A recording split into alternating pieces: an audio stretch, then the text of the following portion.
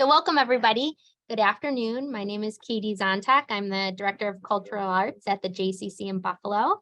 I want to thank you all for supporting the 38th Annual Buffalo International Jewish Film Festival, which started last Wednesday with our kickoff event, sold out crowd at our Buffalo History Museum. And we're continuing this week with our virtual screenings. And on Friday, we start our in-person screenings at the Amherst Dixon Theater. I hope you've all had the opportunity to view the film that we're discussing today on the map. And just so you know, it is still available until 6 o'clock tonight. So if you haven't had a chance to watch it, just make sure you get it in before 6, or possibly you want to rewatch it after we hear from Tal Brody today. We're thrilled to have Tal joining us, who's featured in the documentary, along with Rick Collins, a committee member of our film festival. Rick has prepared some questions to ask Tal, and then we'll open it up to questions from the audience at the end. You can feel free to send any questions or comments through the chat while they're speaking, and we'll try to get to everything if we can. And if everybody can just mute their microphones while we're having our discussion, and then at the end, again, we can open it up for some audience participation. So at that, I'll turn it over to Rick to introduce Tal and enjoy the conversation. Thank you. Thanks, Katie, and thanks for all the work you've done for this festival. You're the key person holding it together. And I'm glad to see Mike Silverman, who's the chair of our committee, on here with his wife, Rebecca. Welcome, and welcome to everybody else. Had a chance to speak to Tal quite a bit over the last little while. We didn't know each other, and we had a bit of a conversation in the last half hour before we came on, finding out that he knew some of the same people I knew through the world of basketball. So it's more than Jewish geography, it's also Jewish basketball geography. I'm going to tell you a little more about Tal that wasn't in the film, because you may have questions about his background, his life, his family, and so on, because it's more than just a basketball film. Tal was born in Trenton, New Jersey. He got involved in basketball in high school. His team won the New Jersey State Championship. He then went on to the University of Illinois, where his team won a Big Ten title. And in 1965, he was voted an All-American, along with future NBA stars Rick Barry, Senator Bill Bradley, Billy Cunningham. And then he was drafted in the top 12 by the Baltimore Bullets. After a successful rookie camp with Baltimore in the NBA, he got permission from the Bullets to go in the summer of '65 and join the U.S. team for the Maccabi games in Israel. This turned out to be a fortuitous decision that changed his life. After leading the U.S. to the gold medal, Tal accepted an invitation for a one-year, which he called sabbatical, with Maccabi Tel Aviv basketball team. And now it's like 60 years later, and he's still in Israel, where his 3 children and did you say 12 grandchildren? 12 grandchildren. Yeah, were born and raised, and where he's contributed many areas of Israeli society.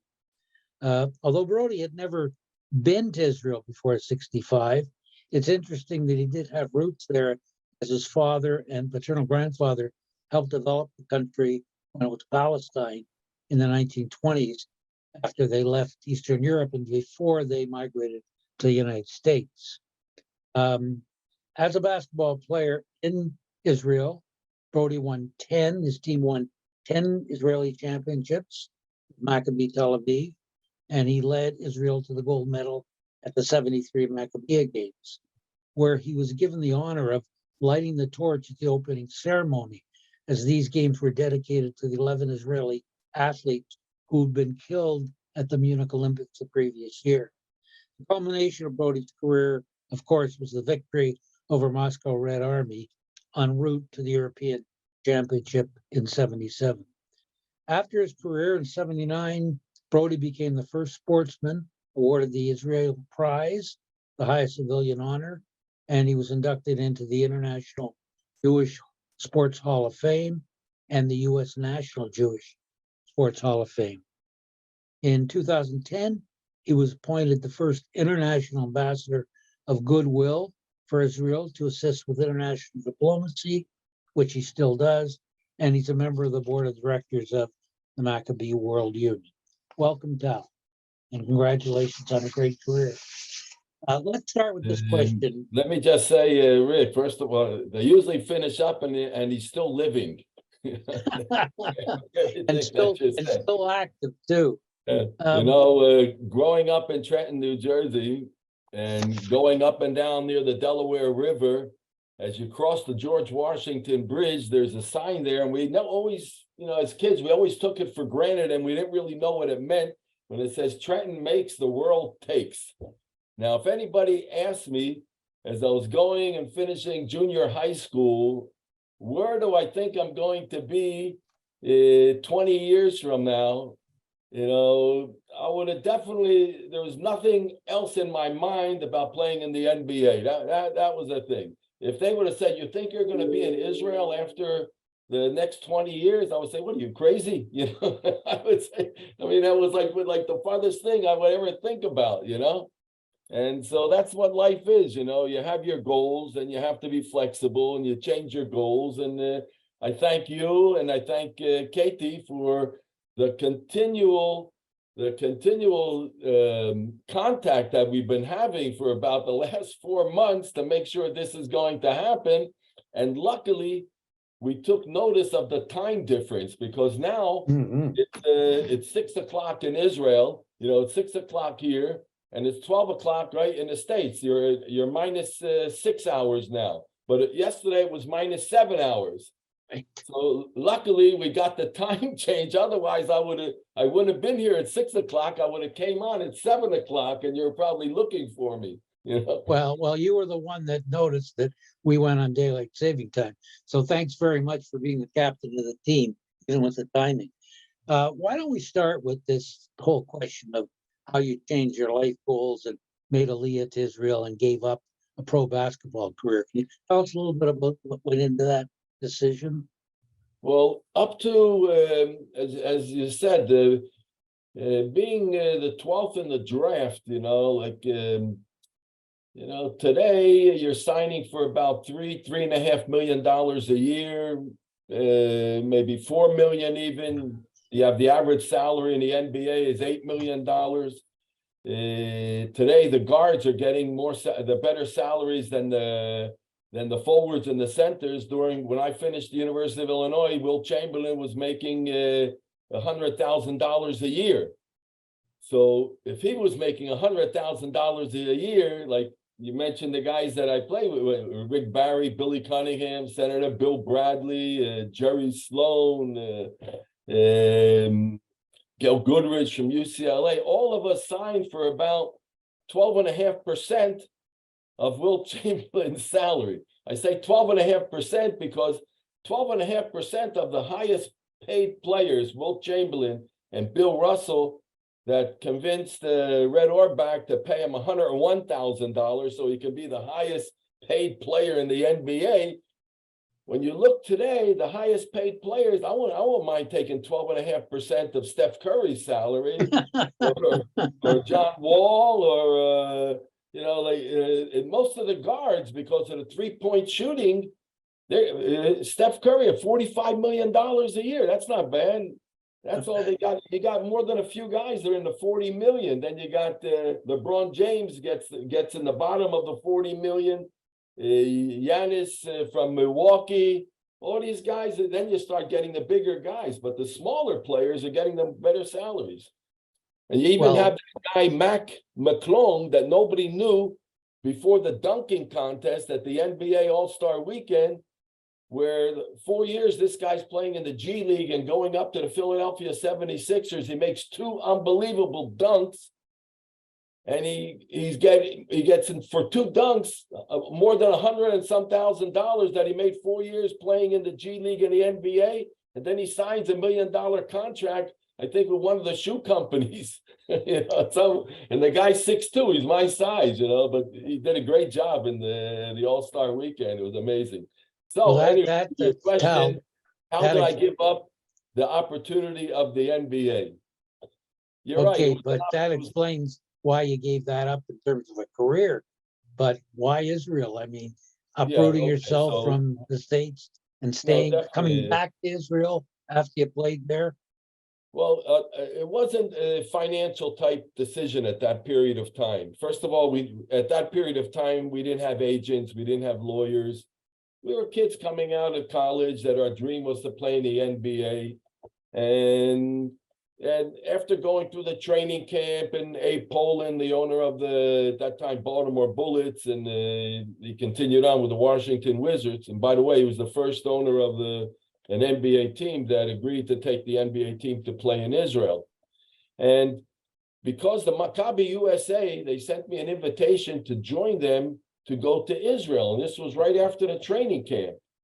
And Abe Poland, being a Jewish guy, and I told him I'm a Jewish kid from Trenton, New Jersey. I've never been outside the country, and it's a perfect opportunity for me to go there.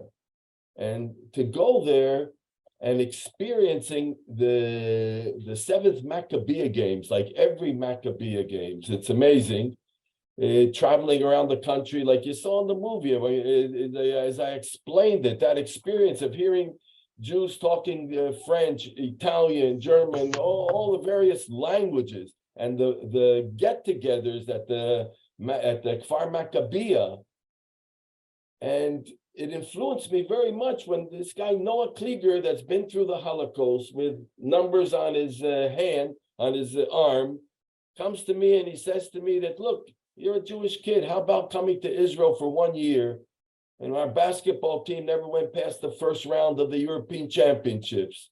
The country's in a very serious recession. We're talking about the summer of 1965. And people aren't smiling. And, you know, if you would come, maybe you can take us to a different level. He presented me with a challenge.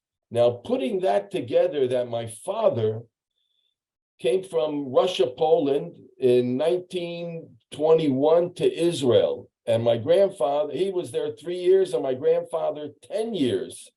And they were on the staff that built the first electric station in Israel in Naharaim called Rutenburg, and also the first airport in Israel.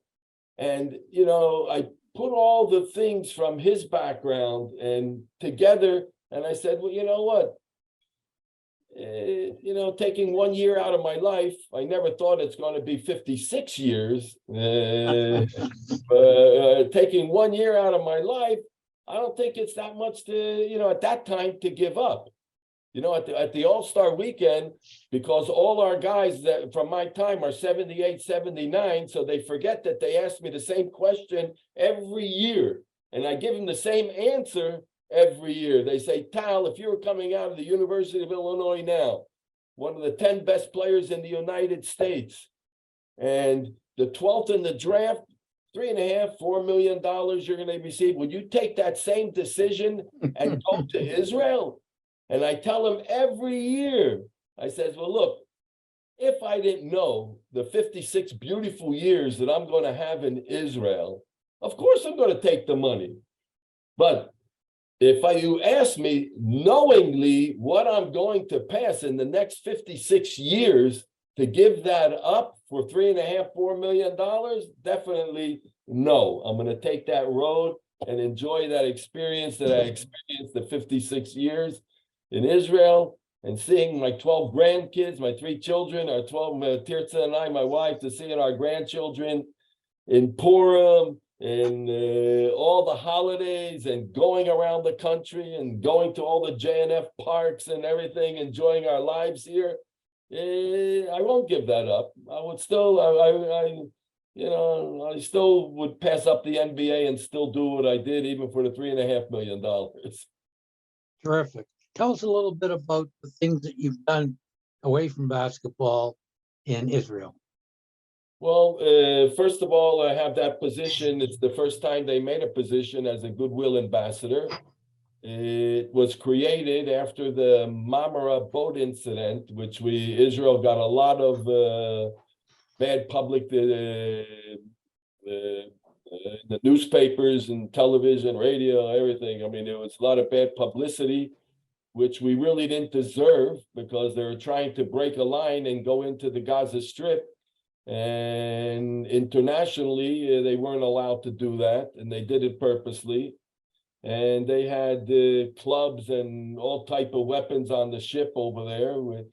And our soldiers went in with paint guns, not live ammunition, and they just clobbered everybody to death. And we get all the bad publicity. But that's the way it is all the time. Our public relations, our public diplomacy, it's not the greatest compared to how the media relates to everything.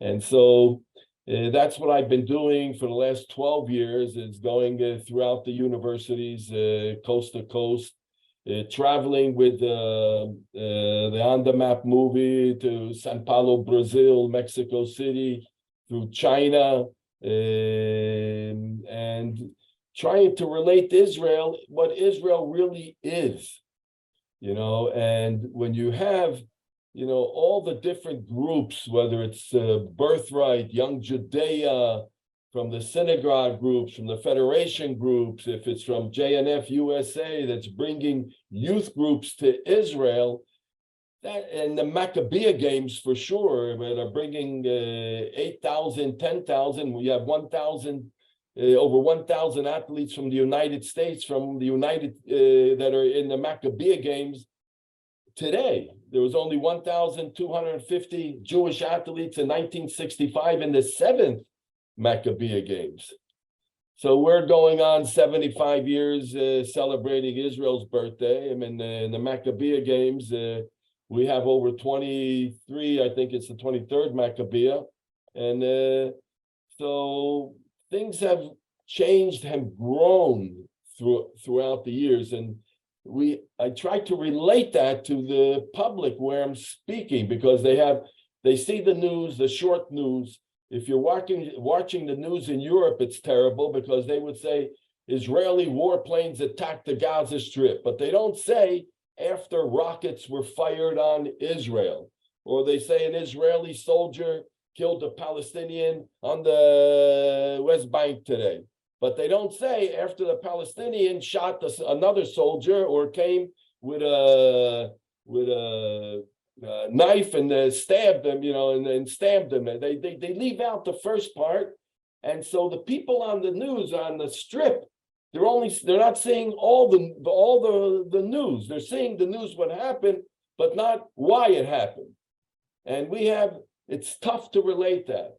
Now, also, along with being an ambassador of Goodwill, also I'm coming in for Jewish National Fund USA, and it's so important that because the JNF USA, they gave us a life in Israel. It's not only the trees, it's not only the water, the reservoirs, and everything that you see around Israel, but if you go down to Beersheba today, I remember when I came to Israel, Beersheba, you would go to only to see a Bedouin market and Montada ice cream. But today, JNF built a water park. The old city has been renovated.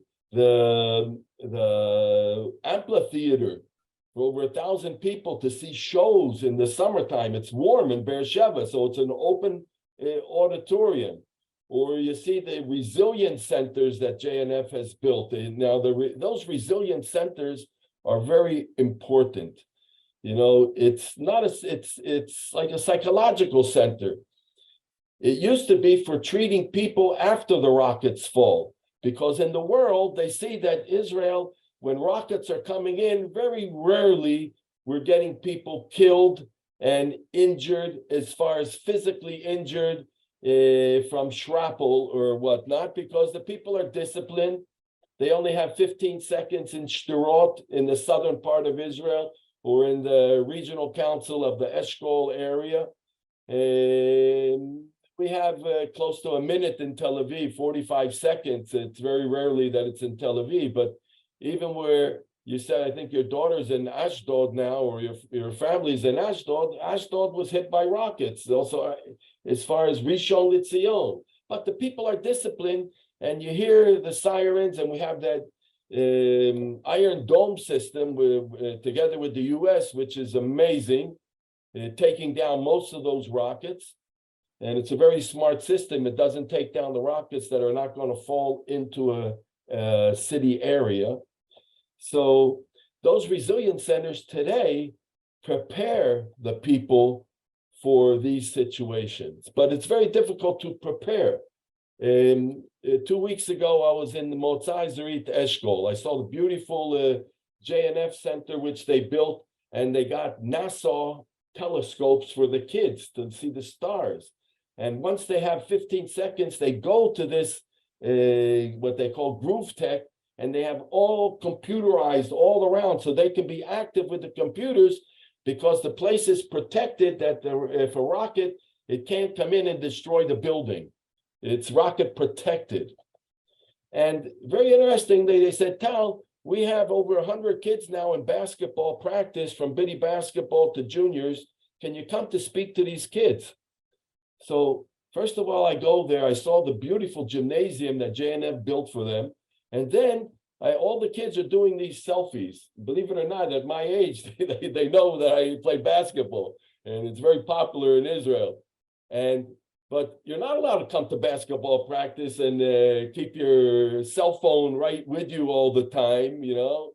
And so I said, hey guys, you're in a basketball practice. You're not allowed to have, you can't keep your cell phones here. So I said, Tal, you're living in Tel Aviv. We live in the Motzai Zerit Eshkol. If I don't have my phone with me, my mom's going to go crazy. She's going to, scold me because she has to know where I am once they have an air raid, and they have it a lot. The air raids are a lot in that area in the south.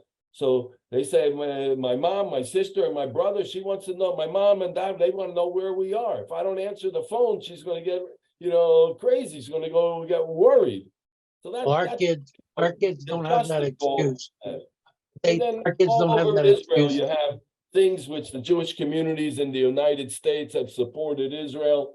And it's so meaningful, that support, that it really gives us a life. It gives us a life here amongst everything that's going on. And we have a good life in Israel, and amongst everything that's happening now that you see. And, you want to talk about what's happening now with the demonstrations and the political systems and everything. This you want to shoot on later on, that's no problem at all also. But life has always gone on in Israel. I've been since the 6 Days War here. Everything with the Lebanese, with the Hezbollah, and with Hamas, and with everything that's been in between, with the Yom Kippur War, and all the life goes on. Life goes on.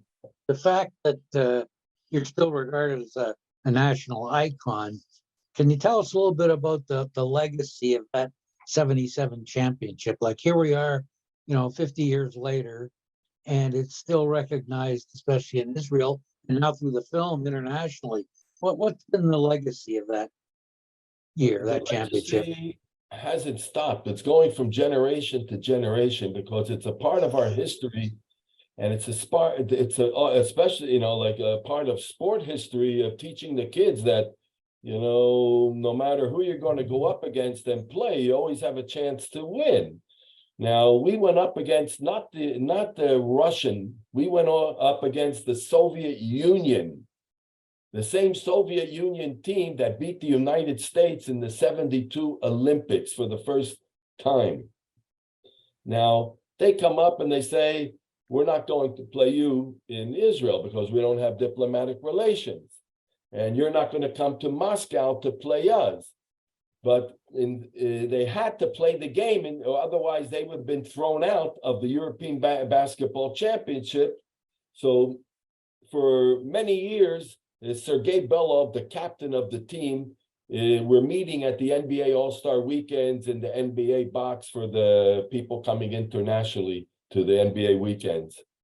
So I said, Sergei, why did you choose Verton, Belgium, where nobody would be able to see this game because it's in the smallest gymnasium that every grammar school, I think in the United States, elementary school has a better gymnasium than this gymnasium.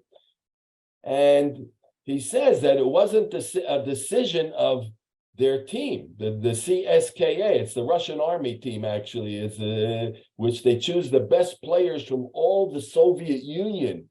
Now that's choosing the best players of, let's say, of those 75 basketball players from Europe that are coming from those Soviet satellite countries that were the Soviet satellite the Russian or the Soviet Union.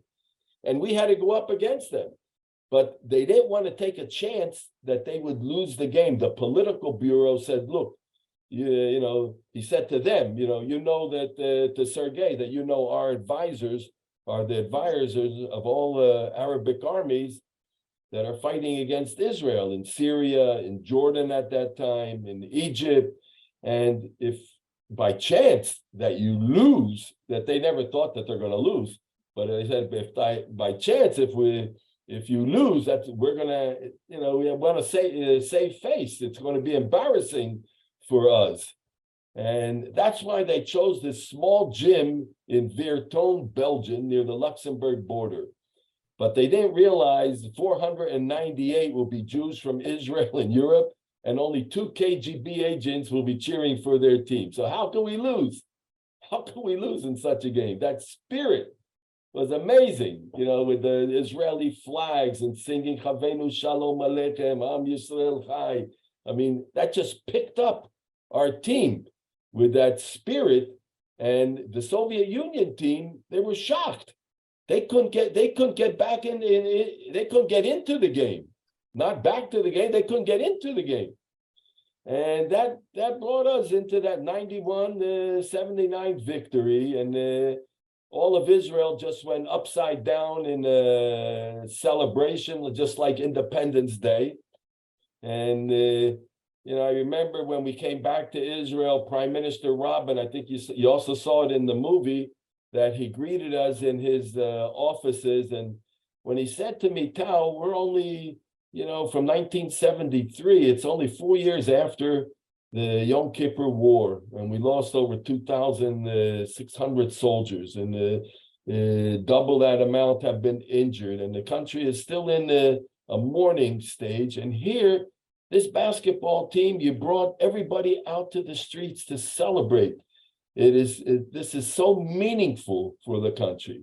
And then when you came out with that statement, and it came out of my heart that we are on the map, and we're staying on the map, not only in sport, but in everything, it just, gave us this encouragement that we have to go forward.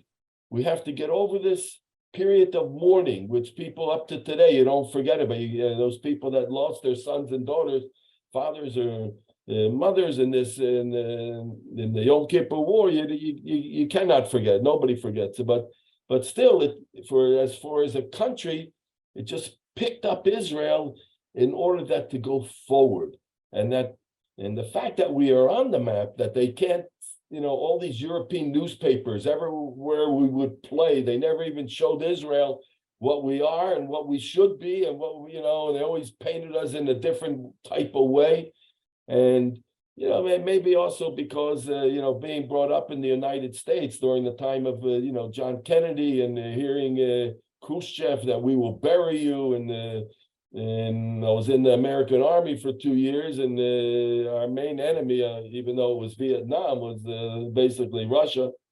And so this game was so meaningful, not only for me, but for all our players. And the result of this game, it really was a blast and a shout throughout the Soviet Union that a team from Israel beat our Soviet national team in basketball. I mean, they couldn't hide it. They couldn't hide this game. They tried in their Pravda newspaper to say that they lost to the Italian team, but the people weren't stupid. They followed their top team. They knew that they lost to Israel. And all of a sudden, even after that game, that they had a meal, we ate together. And all of a sudden, we find out that some of the players are speaking English. They never spoke English. They never spoke to us even. They never changed flags with us up to that period of time. So this was a change. This was a change in the history of Israel in relation to the Soviet Union. And maybe even up to today, maybe this is why when the Iranians are trying to bring long-guided missiles into Syria in order to pass on to the Hezbollah in Lebanon, that our Air Force, they don't bother our Air Force, even though that the Russians are very heavily deep into Syria. And I don't know, you never know what has influenced them, but I'm sure that this historical event had some sort of meaning even onto the Russian army. And even that Putin and what's going on with in the Ukraine, which is terrible. And in Israel we have also a Russian community, which is not small, and we have also a Ukrainian community, and everything is within Israel okay, but they're all worried about people back home.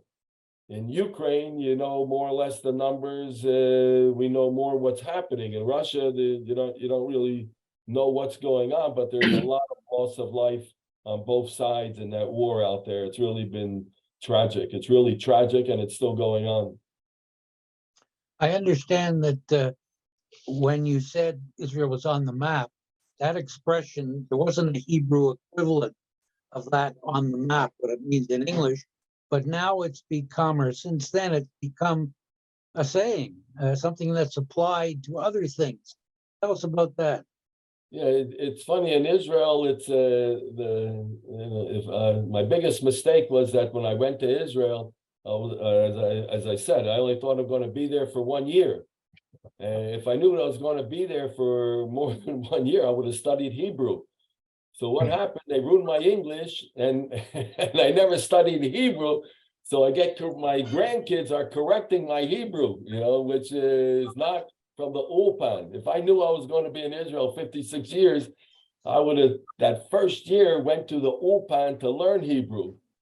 So I picked it up only from my ears. So sometimes what I hear is not really the same way you pronounce the words in Hebrew. But I get by with it. It's okay. But in Hebrew, yes, it's something which I think has been very meaningful for the country, because after that game, many athletes in other sports, in judo, in rhythmic gymnastics, all of a sudden they started to believe that they can be successful as well. If we can beat the Soviet Union basketball team, that they can do it in their sports. And as you saw in the last Olympics, this little girl, Linoy Ashram, she gets the gold medal in the class of the Olympics is the rhythmic gymnastics. She beats the Russian girl, and even up to today, Putin all the time is coming up to saying that Israel didn't really win the gold medal. Our girl was the best, but she wasn't the best. Our girl was the best, Linoy Ashram. And if you look at what happened with our judo, Moki Segi, for the first time, we have this agreement, it's called the Abraham Accord, with Bahrain, the UAE, Morocco, Sudan now, after they're changing what's going on. Chad is going to be opening up an embassy in Israel. Things are moving in Israel. That's why I can't understand on a college campuses that countries are trying to normalize with Israel, and they're still trying to BDS the resolutions on the college campuses, and to keep peace away. These things are bringing peace closer together, and we hope it still goes. We're a little bit disappointed, not a little, we're a lot disappointed that Saudi Arabia made that agreement now with Iran to open up an embassy, because we thought that they would be the next one in line. And I hope maybe their thinking is that maybe open up the embassy, but still go in the same direction and have that relation in Israel. They do have a relation, but it's not an open relation. But anyway, so things, the sport has been so eminent. So this fella, Moki Segi, for the first time in the UAE, United Arab Emirates, was allowed to wear a judo uniform with the Star of David on it. And he wins the gold medal in the World Championships in judo. And all of a sudden in Israel, we heard the Hatikva being played in an Arabic country, in a Muslim country. I mean, this gave like the goose pimples to everybody in the country that was watching it. I mean, it's amazing. Also, our girls in judo are up there in the top in the judo for women's judo. We won our first also silver medal in the Olympics, Yael Arad. You have in other sports that we're moving forward. And we're in the world. It's very different. Yes, we're definitely on the map, but it's not only in sport, in technology, and I don't have to tell you, you're reading the papers, medicine, in all fields. Israel is leading the world, and it's a shame that anti-Semitism, instead of respecting and not what the Jewish world is doing, is, they take it and they take, instead of respecting and admiring the achievements of what's happening in Israel and in the Jewish world itself, they take this jealousy and move it into hate. And everybody's just breaking their heads. I think you are there and we are here trying to get this thing into a balance. And finally, they made what they call the IHRA definition, IHRA, 13 definitions. What is anti-Semitism? Because on the college campuses, apparently the administrations and the deans, they really didn't know when they say, hey, this is anti-Semitism. This guy did a swastika on my dorm, or they took out a girl that she's on the student union just because she's pro-Israel and wants to go to Israel. Or they're bullying somebody on the campuses, or you have the neo-Nazis that are shouting that Hitler didn't do the job against the Jews. There are things that are within those 13 clauses. It's not legally binding, but there are things that can be happening and some sort of punishment on the campuses that people that are acting in these type of ways, so something is happening, but we're still a long way off in fighting against anti-Semitism today, because it's worse than it was, I think, during time of World War II. It's worse than it was when I was at the university. If somebody was anti-Semitic, at least he kept it within himself, but today with the First Amendment, it's like you can say everything that you want. So there has to be, I don't know, even with the United States, you have to have some sort of thinking. Okay, the First Amendment, you can say what you want, but to incite to kill or to incite to injure, you have to sort of know where the borderline is. I don't know. I mean, I'm not in the House or the Senate, and I'm not a politician. So I just hope the politicians can work it out. We hope so. Okay, thanks, Tal. Let's open up the questions. If you have a question for Tal, just raise your hand or put the logo up there from the chat. Do you have any questions? Gone? Go ahead. Turn your, there. Yes. All right, Tal, thank you. It was great.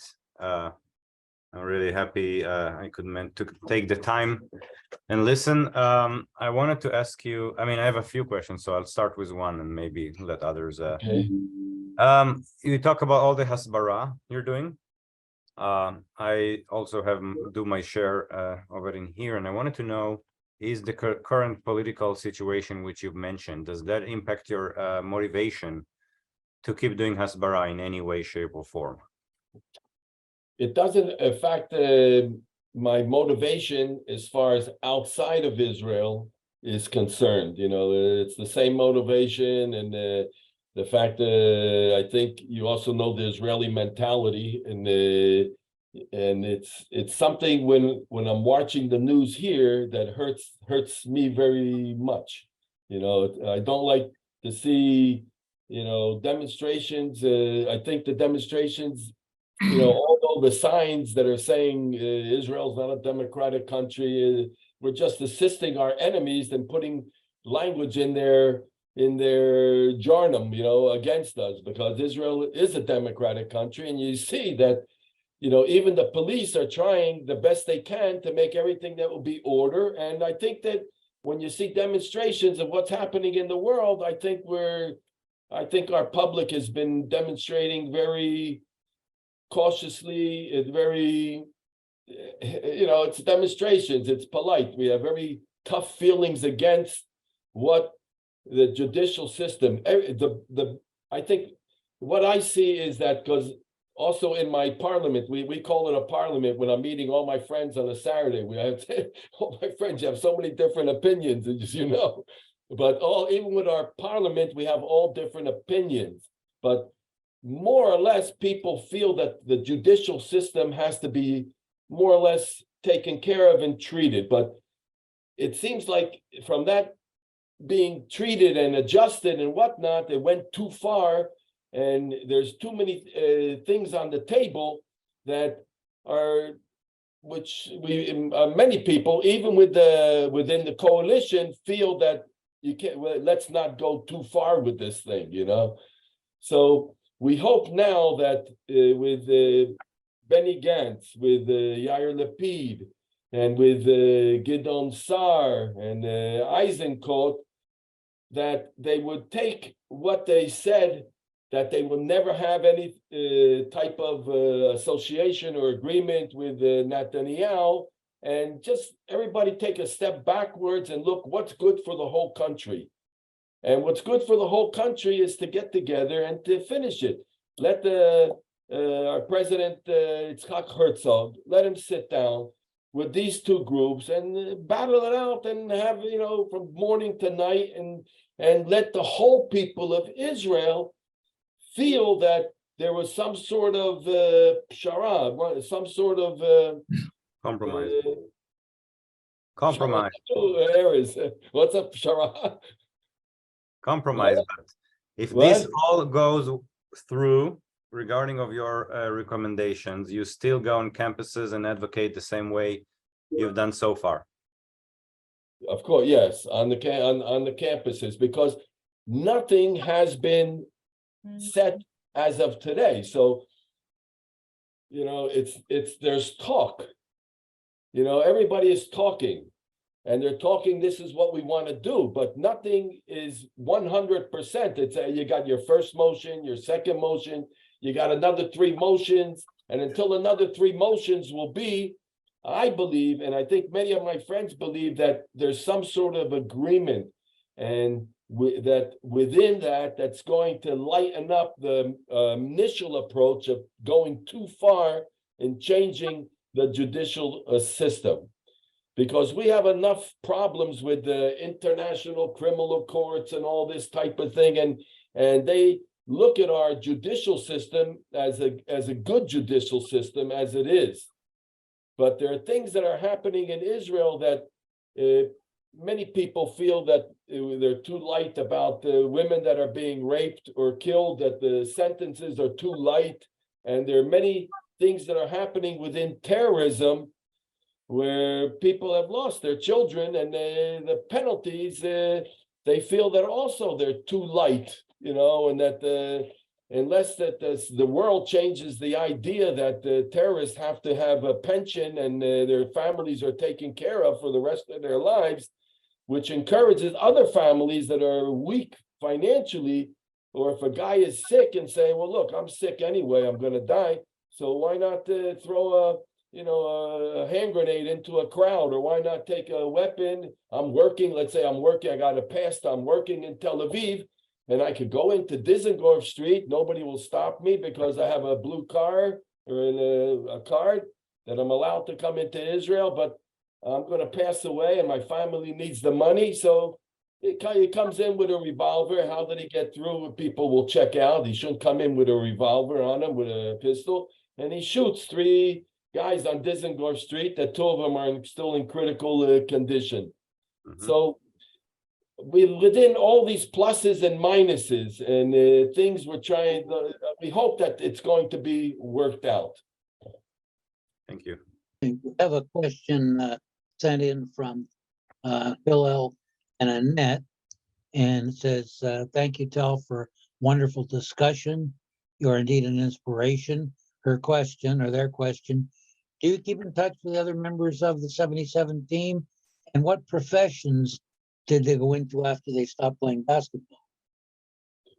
What did we do after basketball? Yeah, who do you still see, and what kind of careers did they have, your teammates? Okay. So Mickey Berkowitz is 10 years younger than me. Mickey's in the movie. You saw him. He's one of the best Israeli basketball players. We're living on the same block, so I pick him up on the way to the Park Yeshua, Park Yarden in Tel Aviv, and we're doing an hour and a half, not running, walking, walking. So we do about 7 to 9 kilometers, about 3-4 times a week. And Mickey was into the insurance industry. He's also retired now, and he's doing public speaking. And you have Moti Aresti, also just retired. He was with Federal Express with cargo. Shuki Schwartz has built a very good business. It's called Tolman's, with furniture for homes and offices. And he's been doing very well with that. Olsi Perry, he had a heart operation. It was the longest aorta that they ever took out of a person in the history of Israel. It's from his, he's 6'9", Olsi. And so he had to change his aorta. I think it's called the aorta, right? Or Kavashi, the aorta, and it's the largest. But now all our guys from 77, Bob Griffin was a professor at the University of Texas. He's back in Israel now, retired.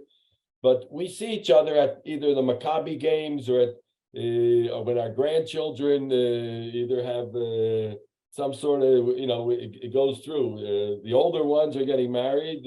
They're going into the army, so they have also ceremony. My oldest granddaughter's now in the army, so all of us are having now grandchildren that are either having birthdays, bar mitzvahs, weddings, but before going to weddings, going into the army. So we go through stages here in Israel, but we do meet, we do see each other. Lou Silver's in Europe. Jim Boatwright passed away, unfortunately, but his wife, Chris, is in contact with us. Eric Menkin, he's in Sarasota, Florida. He was with one of the hospitals there, and he's retired. And he has children that are in Israel. That's about from the guys from 77. Shmulik Zisman's a lawyer. He wasn't with 77, but he was with the team in 81. And actually, since that 77, we won the European Championship another 5 times. 1977, 81, 2001 in Paris, 2004 in Tel Aviv, 2005 in Moscow. President Putin came to the game, but he came to the semifinals when now it's the Russian team when they lost to Spain, and we beat Spain in the finals. Then in 2014, David Blattett's coach in Milano, Italy, over 10,000 Jews from Israel, from Europe, came to support our team. And we beat the Russian team in the semifinals. We went on to beat Real Madrid in the finals for our 6th European Basketball Championship.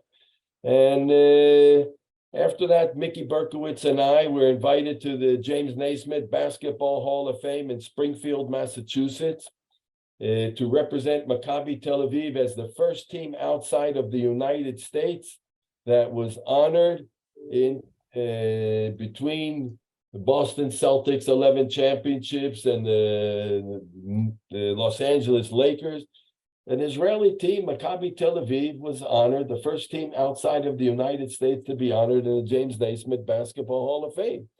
So it's been an unbelievable journey for me. And as I said, not for 3.5 million or not for 4, I would give up those 56 years that I've been in Israel. It's been beautiful years, and I see my children and my grandchildren. My sister in Denver, Colorado, Rini, says, Tal, how lucky you are, you're able to see your children and grandchildren. So we do a lot of babysitting, but we're okay with it. And because distance is not so much a problem, it's like going one side of Buffalo to the other one, but yeah, so life goes on. The life is vibrant, and I'm so happy when I see the young Jewish kids coming from the States, from the universities, and even now from the high schools, to see groups when they're traveling around Israel and see how they're smiling. And I see them on Shankin Street, and I see them on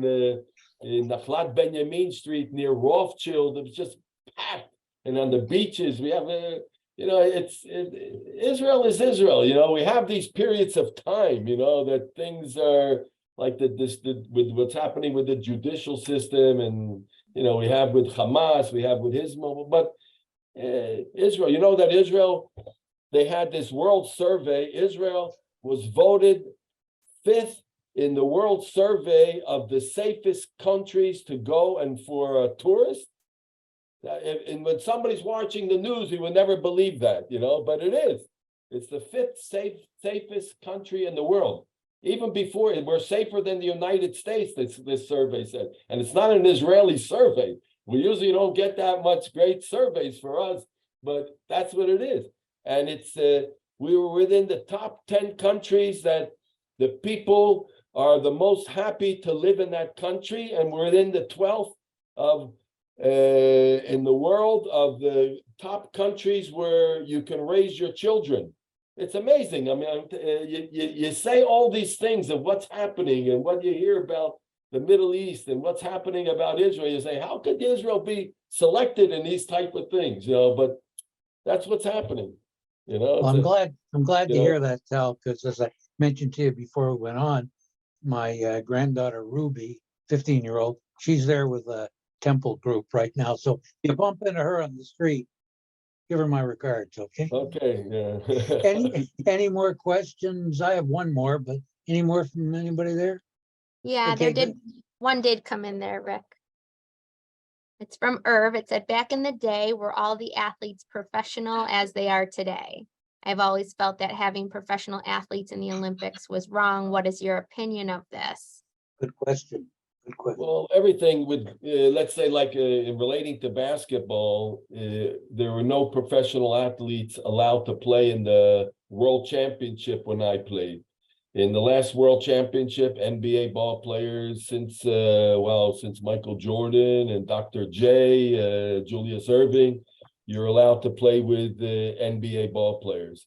In all sports, it opened up, and that's what the globalization, which the NBA did, having NBA teams playing now outside of the world. You have an NBA league that opened up in Africa. It's the only one in the world that NBA controls the league because of the African, Nigerian, and the Sudanese basketball players that have come into the NBA. And so basketball, even in Israel, we had over 800 African-American basketball players. In fact, a fellow from Canada wrote the book, Dave Goldstein, about the Israeli Basketball League that we had.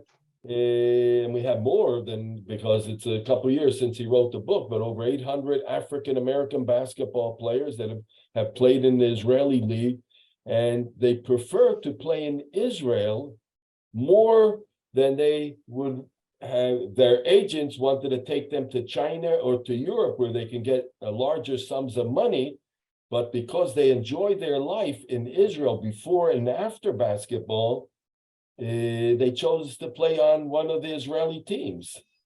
So then they go back to the States and they say, you were in Israel? Isn't it an apartheid country? So it's at least we have people out there that could answer for them, for us, so it's so many misconceptions about the country, and that's why it's so important to have these youth groups to come to Israel and to see for themselves. It was interesting in the film that Halsey Berry converted to Judaism. I think he married a Jewish woman, an Israeli woman. Any other stories like that of these basketball players that have come to Israel and then actually converted or Yeah, well, Willie Sims. Willie Sims played with the Maccabi team, the Maccabi USA team in the Maccabi games, decided to come, played in Israel, married an Israeli girl. His daughter married one of the basketball players on our national team, Gal Mekel, and she's one of the most beautiful models in Israel. And unfortunately, Willie had a heart attack and they didn't get to him in enough time. He lost a lot of oxygen, and so he was in a coma for a couple of months and he passed away. But yes, there are more than a few players that have married Israeli girls and stayed in Israel. have their children in Israel, and even their children now are playing basketball in Israel. And yeah, we're such a divisive country, but we're also very inclusive when it comes to things that have to do with teams. You know, I mean, we hear the news in some 12 different languages, and you know, there's so many things that go on here that people. I don't know if there's well, the United States is also really, they have so many different cultures and so many people coming from so many other places, but yeah, so we don't deserve a lot of the news that comes out about Israel. I mean, no place is perfect in the world, but I think that even you see it with the demonstrations, you know, with the demonstrations that are going on in Europe, the Europeans don't really look at it because you don't see anybody getting killed or anything, or, you know, the police, you know, we had the incidences where people got injured, but very, very minimal. Not like you see in Europe. In France, they got a big demonstration now in the streets, and you look in South America, you look all places in the world. So it's not so much big news in Europe.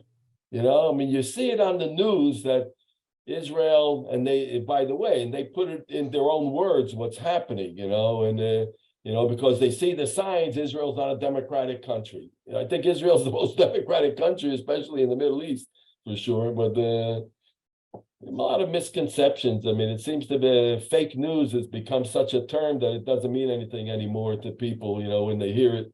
But for us, there's a lot of news which is printed, which doesn't really deserve Israel to be treated in that way.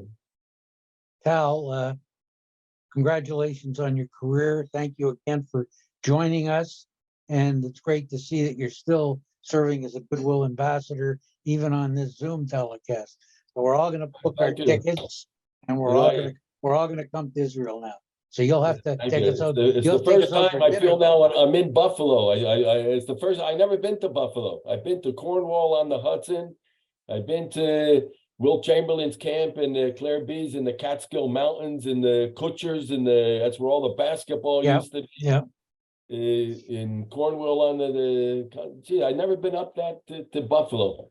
Well, if you come to Buffalo, now the NBA, it was in Salt Lake City, Utah. I've never been to Utah and Park City, Utah. And I told you I was in Portland. I didn't believe that they didn't know they had to put salt on the roads in order that it shouldn't be iced. It was like an emergency there. We couldn't even go down in a hotel. All the roads were icy over there.